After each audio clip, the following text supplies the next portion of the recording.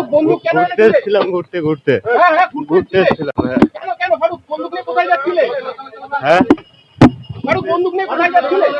ফারুক বন্দুক নিয়ে কেন এসেছিলে? বন্দুক নিয়ে কোথায় যাচ্ছিলে? ফারুক বন্দুক নিয়ে কেন এসেছিলে? ফারুক তুমি কি কোনো সন্ত্রাসবাদী দলের সাথে যুক্ত আছো? কারণ নাম বলবে। বন্ধু আমি নামই শুনিনি কোনোদিন, ফার্স্ট টাইম নাম শুনছি। ফার্স্ট নাম শুনলে অশ্বিনী মুখার্জিকে চেনো? অশ্বিনী মুখার্জিকে চেনো? দেখুন, আমার এই এলাকাটা অত্যন্ত শান্তিপ্রিয় এলাকা। বেশিরভাগ মানুষ চাকরিজীবী এবং ব্যবসায়ী।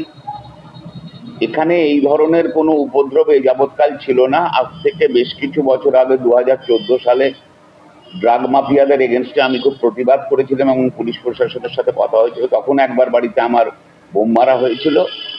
আর এই প্রতিবাদটাই হয়তো কাল হয়ে যাচ্ছে, যে কারণে আবার হয়তো গতকাল অনেক রাত্রে আমি খবর পেয়েছিলাম আর্মস নিয়ে একটি ছেলেকে পুলিশ অ্যারেস্ট করেছে। স্বাভাবিকভাবেই মানুষের যদি ক্ষতি হয় সেটা তো প্রশাসনের লক্ষ্য রাখা উচিত। যদি কোনো ইনসিডেন্ট ঘটে যেত, সমস্যা তৈরি হতো, সেটা তো আমি বলতে পারবো না। পুলিশ প্রশাসন নিশ্চয়ই তাকে ইন্টারোগেট করে এতক্ষণে জানতে পেরেছেন।